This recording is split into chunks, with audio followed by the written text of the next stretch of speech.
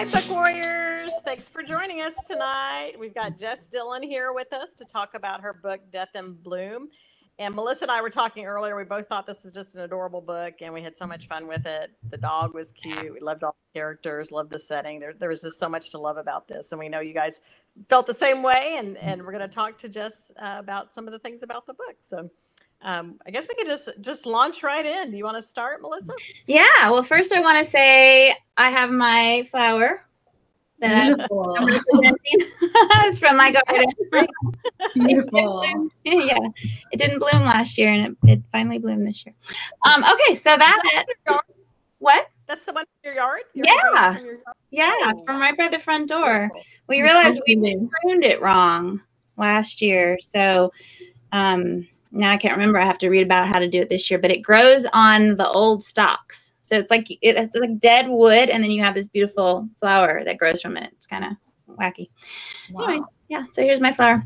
So my mom, her very first job was at a flower shop, and so she's always been great at doing flower arrangements and stuff, and bows. She's amazing at bows. And we did all the flowers for my wedding because she had wholesale at the flower mart and stuff like that. So I love the flower shop setting of this. So I'm curious, why a flower shop? Are you a flower aficionado? What's your connection? Well, I wish I were. No, actually, it was my editor's idea. So I have no background. I'm an imposter. No. But I'm learning. I love flowers. Look at my flowers on my shirt today. Nice. Of course, always love flowers. But my original idea was to set the story in a bookshop. But there are obviously a lot of stories in bookshops, which are awesome. But the editor specifically at St. Martin's was looking for something in a flower shop. Or as one of the ideas. I'm not sure if there was another, but they suggested that. So that's how it happened. I'm like, okay. Did you work with her before? Like, how did you have that connection with her, with your editor? No, so my agent was shopping around the idea. My idea was the main character was going to be into the law of attraction. So a little new agey, a little, positive thinking. And so I thought it would be like a new age bookstore. But I had the same town, the fictional town of Aryville, Tennessee. Same family member, same little corgi, Gus. So the editor just really liked the setting and the story. Well, the setting in terms of the town. Mm-hmm. We just had to change the shop. Okay. Well, you're a very successful, effective imposter, because I thought you captured it very well. Well, and that's kind of part of this whole thing, right? It's like part our ideas, but part we have to sort of modify things sometimes for the business aspect of this. If they feel like there's too much of one particular product, sometimes we have to do something else. Because I know I've had ideas too that they kind of said, "Yeah, wait, what else you got? What else you got?" So sometimes that's just the thing. It's not the right idea at the right time, or something like that. Because I like that idea of a new age bookstore. I think that's it's a twist, but you never know. But speaking of the setting, I loved that it was in Eastern Tennessee. I lived in Nashville from 2014 to 2016, and we vacationed to Gatlinburg, and we went to the Hatfields and McCoy show. So that hillbilly hootenanny, I was like, oh my God, I know exactly what she's talking about. Yeah. Dixie Stampede and just all these things out there that are very hokey but fun, kind of corny, but they're fun. So how did you choose that setting? Have you been on vacation out there? Because your bio, it looks like you've spent most of your life in Illinois. Yep, exactly. I'm from Central Illinois, which is right in the middle. It's flat, cornfields. So my first series took place in Southern Illinois, which is more hilly. And so, I thought that was a better setting for a mystery. And then for my next series, this one, I wanted someplace with mountains, but not too far away, still kind of in the Midwest. But I did visit Gatlinburg too a couple of times and never forgot it. And my first time I was in college, and my friend and we signed up for the botany club specifically because we knew they were taking a trip to Gatlinburg. So yeah, we'll do that. And yeah, it was beautiful. We did both the hiking in the mountains, and then of course the town itself with the touristy little shops. So. Yeah. Well, the Botany Club, so that's kind of a flower connection there. I know, right? You're not totally. Yeah, that's true. Not that I remember anything though. It was an intro course. You know, but you can massage that little information into your bio. It all started with the Botany Club. Oh. Well, and I'm curious too, because I know you've kind of hinted at, wanting to do songwriting and that your husband's a guitarist and stuff. So when you were in Gatlinburg, did you go to the Gatlinburg Inn and go up and see the Rocky Talk room? Gosh, you know what? I don't think we did. And then my most recent trip was with my family. And we went to different restaurants, but no, I don't think that's specifically that one. I've been to a songwriters festival there. And in fact, I'm going again in August with my friend Carol, who is a very talented songwriter. But the song Rocky Top, Tennessee, Rocky Top, you'll always be home to me. I'm a horrible singer. But anyway, it was written in a hotel on like the 3rd floor. They named the room the Rocky Top room. So okay. Little tidbit about that. But yeah, I just love that setting. I thought, and I write a series that's set in Chattanooga that deals with moonshine. That's actually for a different publisher, but because that's one that St. Martin's said no. They said no liquor themed things. Interesting. So I took it somewhere else. But okay. That's part of the business side of this. Is well, we like our liquor. I have my wine. Yeah, I've got my amaretto sour. But yeah, that's one of my favorite vacation spots. That whole Eastern Tennessee area it's so beautiful, and the people are so friendly, and I think that was a perfect place to set this. I kept thinking with Aryville, just the way it was spelled, it was making me think of Sevierville, just the I's and the E's and the R's in there. Yeah, it looks like Sevierville. Everything's a ville. It seems like in Tennessee. Yeah. I noticed that as I was writing, because in the first book it's completely in Aryville, but in the next books there'll be a couple of road trips. So there's Knoxville and there's Nashville. And I'm like, wait, is everything a ville? It is Shelbyville, Cookville, Goodlettville. Not Gatlinburg, but yeah. We noticed that, when we lived there too. A lot of villas. It's a little like that in North Carolina, but with borough. Hillsborough, Hillsborough. Actually, I can't think of any more right now. I think there's more. Oh, there we go. And they spell it differently. Sometimes it's O-R-O. Most of the time it's O-R-O. And then once in a while you get the O-U-G-H, like our town. Well, and Melissa and I live in the same town, so we knew each other from Texas, and then just by coincidence ended up moving to this town. But Melissa, have you noticed on the Speedway, there's one place where they have an old poster and it spells it O-R-O, Hillsborough, O-R-O. Oh yeah, I know. I wonder why they changed it. I don't know. I wish it was shorter. No, would have been nice. Well, I'm in Chicago now. So I grew up in the small town, lived in New York for a while. Well, I went to law school out in Missouri. So I've been in a lot of different places. But my family's... Were you in the city, New York City? Yeah. Well, you were talking about boroughs, and so that reminded me of the borough of the Bronx for a while, but worked in Manhattan. And my husband, you mentioned he's a musician. He's a jazz musician. So wow. So that's how we... My 2 oldest kids play jazz. Yeah, one's a pianist and one's a guitarist, and that's kind of where they started in middle school, high school with their jazz bands.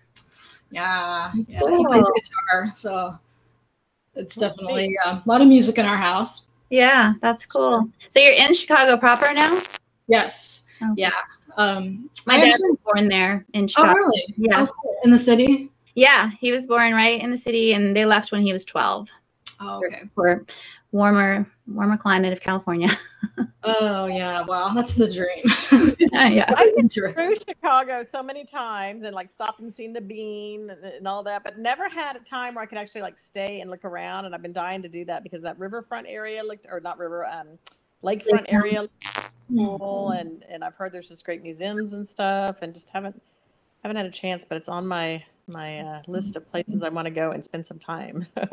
Yeah, now that we can travel again and visit places again. Yeah. All right. Well, I have another question for you, Jess, and it's about Letty, who is a school teacher. I was a school teacher. I'm not retired. I didn't put in enough years to retire, but I'm now writing full time, which is great. But I taught middle school, but I was so shy. When my parents joke, how did you end up being a teacher? Because I was so shy as a child. And then in the classroom, though, I didn't care. It's like, oh, you guys are just kids. I don't care. So I could like be I don't know, more, just a little bit more gregarious. I'm never like totally gregarious, but a little bit more, you know, and it sort of blossomed in the classroom. So I'm just curious, like, how did you come up with that? Because I think that's kind of interesting that you recognize that that can happen. Yeah, you know, I don't know. It wasn't something that I specifically thought about. It's just as I was writing, it kind of made sense to me. Maybe I'm a little bit the same way too. I mean, naturally introverted and quiet, but if I'm in front of people, or especially the kids, like as a mom, you know, you're going to be different with your kids than maybe with your, I don't know, peers or other adults. So, but my dad was in education as well. He was an art teacher and then an administrator, and he's retired now. And my mom went to school to be a teacher. So there's, education around us. Yeah, that's very cool. I just thought that was a very interesting way to develop her character, because I experienced that personally. So yeah, I didn't want to have a connection with Letty, but you know, well, yeah, we all have multiple sides. I feel like that's a theme that kind of comes through in mysteries in general. It's like your suspects, you know, something maybe a little sinister about them, maybe, or not. You just, that's well, and that's the thing that I always find fascinating, because I think all of us have a point at which we could snap and kill somebody, you know, under the right circumstances. If somebody did push the right button or wrong button, I guess in that, you know, in that case.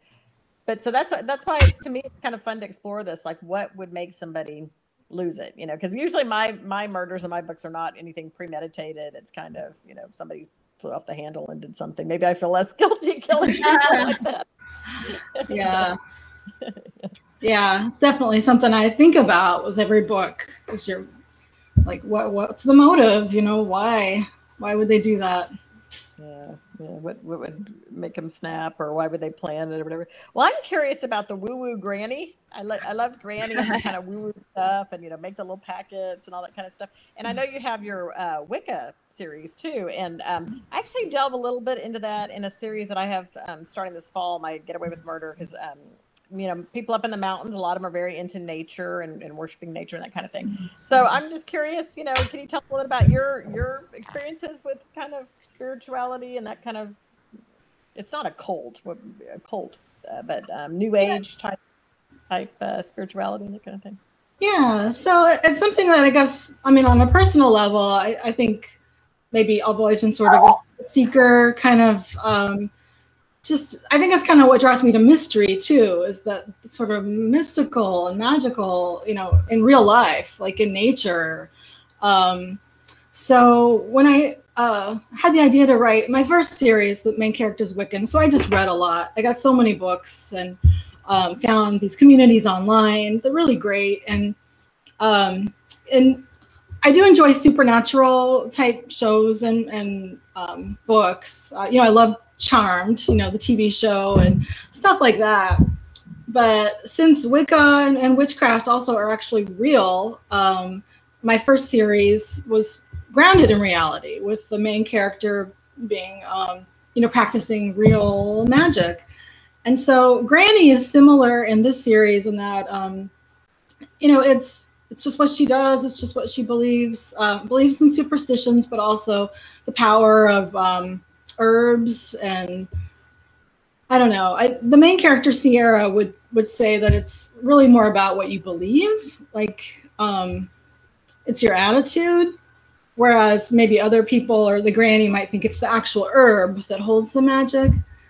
So I don't know, it's kind of a rambly answer, but it's just well, I kind of find that stuff, you know, really interesting too. My daughter you know, has friends that they all went to college in Austin, so they're very open-minded and into exploring things. And I like the idea of the feminism, you know, of Wicca, and because, you know, I think, you know, women, we're such the center of our families, and we give birth and all that. So I kind of like the idea of you know, a female deity or a female force. You know? Yeah, I find that interesting, and that was fun to explore in my Get Away with Murder book, which is coming up. So when I saw that you'd written the Wicca thing, I thought that was interesting. And then, you know, I think we've all had things in our life that have happened that we just can't explain, or that, you know, superstition or whatever has seemed to things that have happened to us, messages from the beyond or whatever that we've received. So I do find it interesting that, that you have a character that does that. And I think, that's perfect. It's fun because we probably all have somebody in our life who's like that, to one degree or another. And I think we're all, we all have different levels of that too. Yeah. I find that if you look for it, you see it more too. I don't know, like little signs and synchronicities and that kind of thing. I love it. Like when I'll be writing something in my journal and turn the radio on and hear some lyrics that match what I was thinking about. And it's just uncanny, but really cool. My mother used to have almost a little bit of ESP. It seemed like she could kind of tell, not in a whole lot of detail, but she'd just get this general vibe about, that's not going to happen. Like, the school or, something or whatever, she just kind of have a vibe about what was going to be. And I always thought that was kind of interesting, or people that are kind of in tune with their kids and stuff too. It's interesting, but. Uh-oh, did we lose Melissa? I can't hear you. Oh, sorry. I muted it because of the dog. My dog was barking. When I was pregnant, all of a sudden I saw so many pregnant people. It's like you become attuned to whatever it is you're thinking about, I found. And so I think that sort of law of nature and putting out into the universe and stuff, I think there's some real validity to that, and to the sort of serendipitous moments that happen. And yeah, I mean, I think it's pretty interesting. And that leads to my next question, which is about the vision journaling that Sierra does. And she's got, that, like you said, that positive attitude and that sort of, I don't know what you call it, like mantra, saying her mantras or putting like her message out into the universe. So is that something that you do? Like, have you done? I've done vision boards before. My daughter and I have done them. And I do believe, like, you have to speak it aloud. You have to really recognize something that you want or that you're striving for, that you hope to achieve, in order to kind of get there. So how do you feel about that? Yeah, for sure. No, I agree. I don't know. I can't remember when it was exactly that I first started learning about that kind of thing, many years ago. But I would say that's partly why I became a writer, because it was something that I really wanted. And I think just focusing on something is it's the only way to make anything happen. So I would write in my journal, all my dreams of getting published. And so I don't know, I think I did do a vision board, which was just really fun. It's just kind of a fun creative project. It helps you think about what you want, and then so you're just cutting out pictures and gluing them on a poster. It's just kind of a fun creative thing. And then I just kind of put it away and forgot about it. But I find some of those things sort of force me to think things through too. If I have to write it down, it forces me to be able to put the concept into words and refine it. Because otherwise, sometimes I'll just have a general feeling about something, but it's like, okay, well, why? Or if I'm upset or angry or even happy, it's like, what is it that's happening here? Why am I feeling this way? And it's like, if I can put it in words, and I'm like, okay, that's why this is. That's good. Yeah. Do you guys keep journals, like personal journals, or is all your writing in your fiction? You don't? I've kept journals on and off throughout the years. And when I was younger, I would keep them and then look at them a year later and be horrified and then promptly toss it in the trash, never to be seen again, because I was like, oh my God, that was so stupid. You were so stupid. Write that stuff. But more recently, I go on and off with doing morning pages with Julia Cameron. And I really like that. And I agree with you, Diane, that often it just helps me, writing down helps me clarify what I'm thinking, like to get to the bottom of, whatever that emotion is that I can't pinpoint, or, that anxiety or whatever it is. Like, I really feel strongly that helps me. And in the morning pages, it's, it just kind of, I feel like writing is thinking on the page. And so it just allows me to delve into things that, with a little bit of guidance, that I might not have delved into otherwise. And even though I don't actually write it down in journal, I have conversations with myself all day long, and sometimes with my cats and sometimes with my dogs, but where I am putting these things in words, like I'm like, okay, I'm in a pissy mood. What's going on? And my dogs look at me like, okay, lady, just tell us when you figure it out. Or wow, this feels really good. Why am I so that happy? What's going to happen when I'm empty nesting here in a month and a half? I'm going to start talking to myself. Yeah, because they're the ones that are around. And, yeah. I art journal too, which I just started really about 2 years ago when I moved to this area. I found a meetup art journaling group because I was trying to find, be really intentional about finding some friends that I could connect with. And I found that I really, really love that. Art is not my medium, words are, but you can write and then sort of like cover it up, so nobody ever has to see what it is you've written if it's something personal. And then it's just another way to be creative. So I really enjoy that too. Oh, that's great. Melissa, though, is very artsy with like design, like her house and stuff. Like she has great stuff in her house and she remodeled and designed all that. So wow. I don't think you give yourself enough credit for your art. Thank you. So something I found really interesting because I have never come across this anywhere else was the geocaching.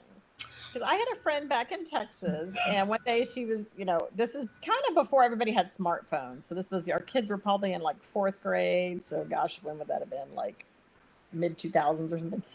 And she had a GPS, and she said, oh, after, whatever, we were up at the school for something for PTA, and she's like, oh, I'm going to go and do some geocaching. I'm like, what is that? And so I went with her, and she had the GPS, and she had some website that she got on with the coordinates.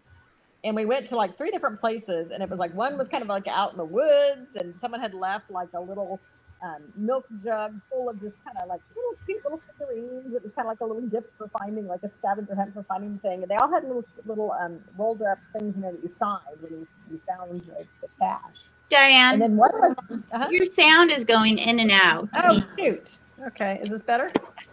Is that better? Yeah. Okay. And then another one was they had put a magnet on the back of a goalpost on the junior high football field. We found that one too. So I thought that was interesting. So I'm curious about that. And I'm also curious about the treasure hunt aspect of this, whether that was, you got the idea from that, what's his name, Forrest Fenn or whatever, that had that big thing that was just found, and whether that finding happened while you were in the process of writing this book or... Yeah, exactly. So I didn't know, well, when I first started, what the treasure was going to be, but yeah, geocaching. I have a cousin who's really into geocaching. I've never done it myself, but I have accidentally come upon like a little cache, like in a cemetery or somewhere. And so, just kind of leave it there. But it sounds really fun. I don't know, my cousin has a lot of fun with it. But yeah, the Finn treasure. Pokemon Go, isn't it? A little bit. Yeah, that's true. for the intellectual crowd. Yeah. That's a good way to get outside into nature. It's like a good excuse to go on an adventure. And but yeah, the Finn treasure was it was just found after I'd already written the first book. But that was I did have some inspiration from there. So where there's this art collector who hid a real treasure, and then people searched for it for years. And a couple of people even died, unfortunately, because in the mountains, having accidents trying to find this treasure. So in this, in the book, Sierra's boss, Felix, the one who originally owns the flower shop, he goes off on this treasure hunt and leaves the shop to her. Yeah, but, that's pretty nice. yeah. That's not the last we'll see of him, though, and we'll have to have more on that to come. So Tracy says, Melissa, that when you mentioned Pokemon Go, that she's dying laughing over there. Ashley says her son did geocaching with Scout, so I bet that must have been fun. Because it is kind of like a combination treasure hunt. I guess it's not really a scavenger hunt because you don't necessarily come away with something, but yeah, it's fun to think somebody else left something and you have to find it. And then Mary says that she agrees with me that Melissa is very talented with artists. Thank you. So the treasure you guys were talking about, was that serendipitous, or did you know about it before you started writing the geocaching, or did it come about that you became aware of it after you had already written this? I think I'd read about it. beforehand, but I wasn't specifically writing it. You know, sometimes it's hard to remember, like, which came first. But yeah, because it kind of evolves. Okay. Yeah, I mean, I'm working on, I just finished writing a second book in a series. And every now and then, you know, I'm researching something that leads me on a rabbit trail to something else, something else, something else. And then I have this, brilliant discovery that connects so perfectly that I never intended to find, you know, and it's just kind of those moments, I think, that I find really exciting in the writing process. And so something like that, that's real life, that, you know, mimics or mirrors or connects to something that you're writing, I think is very cool. Yeah. Yeah. But I always love it when books kind of have take away something, like you learn something else about something that's going on in the world or a place or, you know, a lifestyle, anything that you have some takeaway. I think that's kind of fun too. So yeah, that whole treasure hunt and the geocaching, I thought that was really kind of a cool thing. So Very. I don't know, can you do that with the phone? I wonder if you can do that some way. There's got to be an app or something. I'm sure. Yeah, I think so. I knew how to use my GPS better. That'd be kind of fun. So. Yeah. Hopefully my computer's not too loud. The fan, I think, kicked on. I don't know if you can. Oh, no, you're fine. You're okay, fine. So y'all heard my dog barking Bean. I had to let him out of the room because he barked at my husband. So you have your corgi, Gus, that comes with the flower shop. Yeah. So we love our pets. Diane is pet obsessed, I will say. So Mary is going to love to hear this, Diane. But before we get to my question, Jess, let's hear what you decided about the little kitties. Diane. Oh, I decided that my little Fosters are going to stay with me. This is all. I just woke him from his nap, so he's probably mad at me right now. Yeah. And Emmy, this is Emmy. She's the one that really sold me. She is just sweetie, sweetie, sweetie. So, I'm like, could they have given me an uglier kitten? I think she's adorable. She is the sweetest little girl. She kind of looks like Charlie Chaplin with this. But okay, I'll let her go back and have her little nap. But they stole my heart. Yeah. So Diane has animals in her books, and I have dogs and a goat in my different series. And you've got Gus. So where are you a dog lover? Was Gus inspired by your own corgi or something? Yeah, for sure. We have a corgi named Aries. Because he was born in April. Yeah. So he's 3 years old, and we didn't have, when I was a kid, we had a dog. So I never owned a cat, or had a cat own me, I should say. Yeah, right. But I know, they're so cute. I don't know why. I guess just my parents weren't really cat people, and my husband's allergic to cats. So that was never an option. But the husband.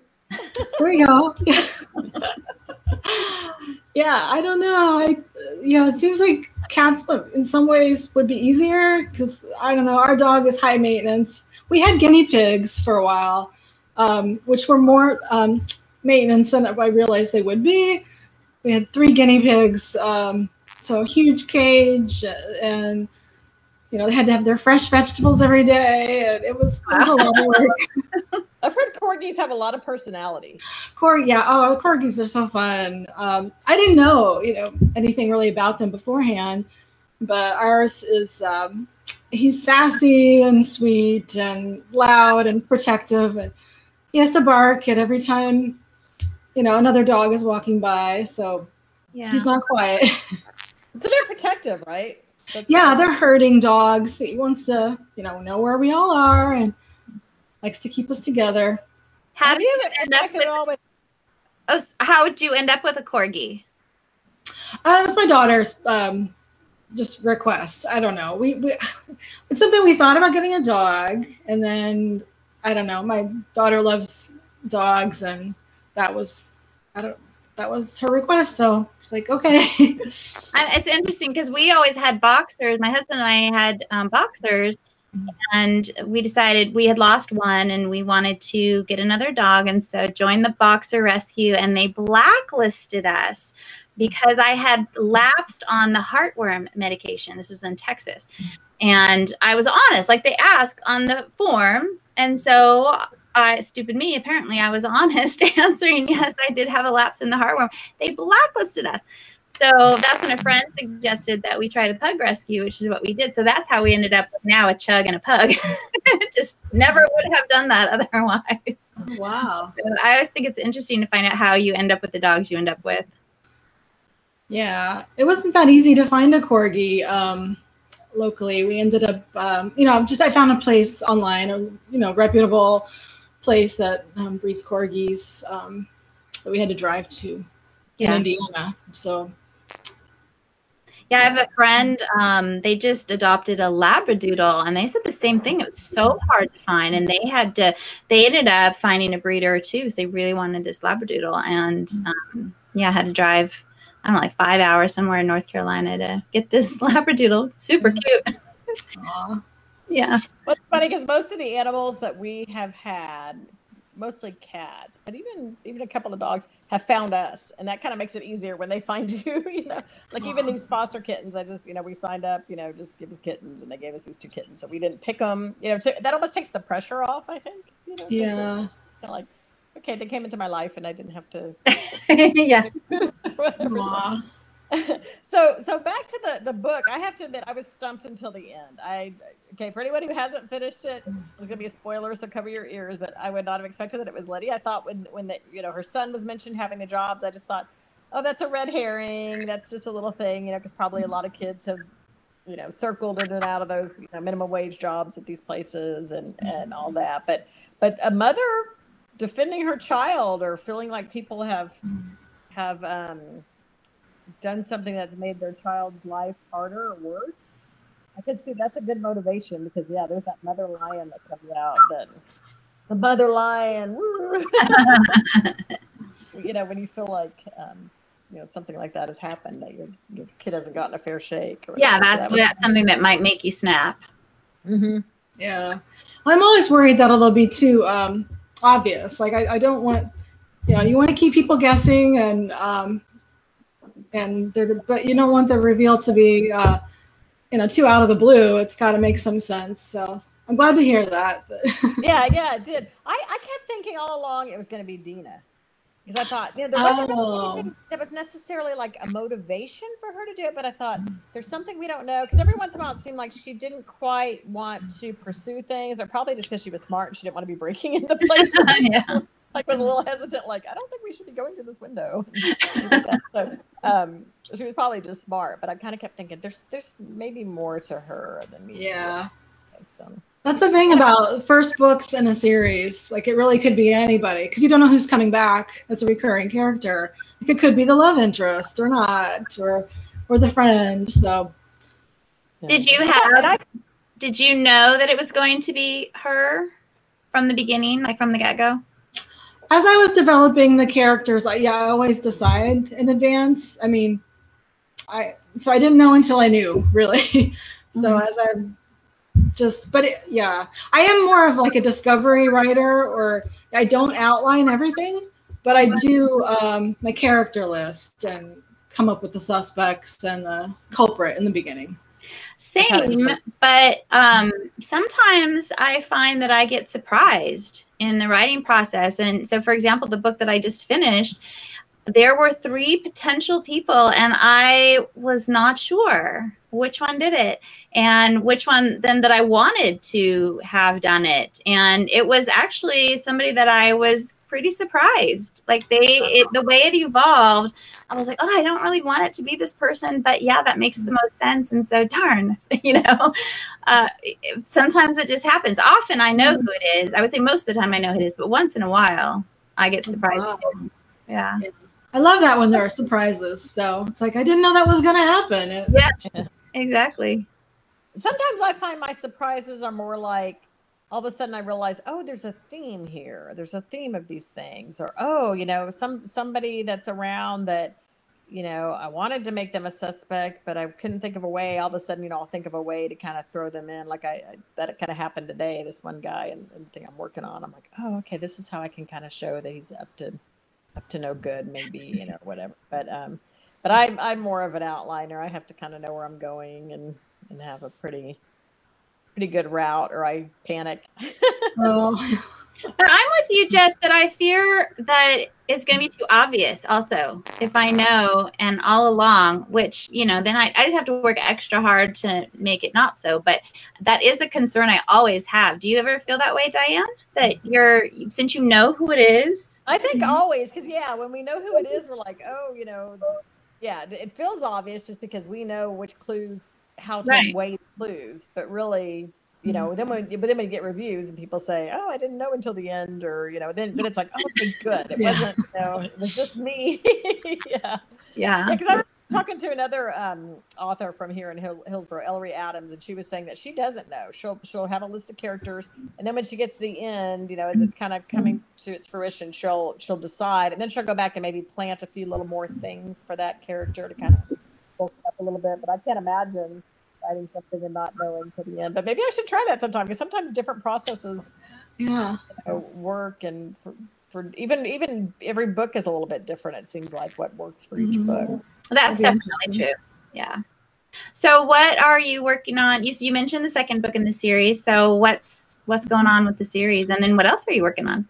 Yeah. So I've got it's so far, you know, a 3-book contract. So book 2, I'm working on the edits right now. I've got Nettie's comments that I'm addressing, and I have to get them back to her soon. I think, next week. So I'm finishing those up. And book 3, I turned into her the first draft, and she promised she would get me her notes on that soon. So I think I have you to thank for getting an extension on my deadline. Oh, yeah. One more book to read before she goes on vacation. And I'm like, yay.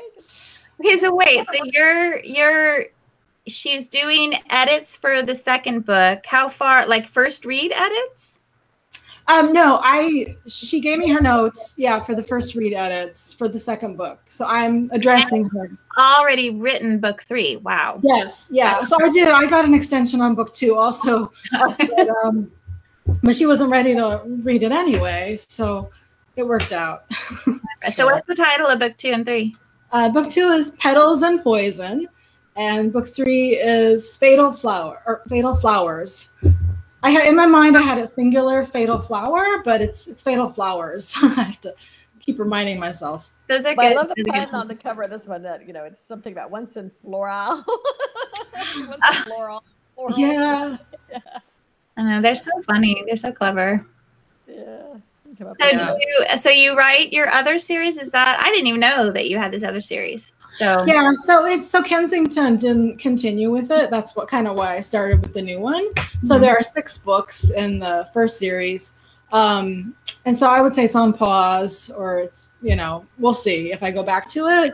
I'd love to go back to it someday, but it's not in the works at the moment. So I've often wondered, like, what is the perfect length for a series? You know, because there does come a point where, you know, readers are looking for something new, and it's a little harder to keep it fresh. And I keep in my mind wanting to say it's, you know, X number of books, it's 6 books, or it's 9 books or something. But I guess it really just depends on the series. But I think it has to depend on the growth of the characters. And I mean, I think it's if you can keep it fresh, right? There are some series out there with 20 books, which seems like way too much for me. But I think as long as you can keep the characters growing and fresh, right? I mean, I'm finishing book 8, and I'm hoping that they contract for 2 more. That would be great.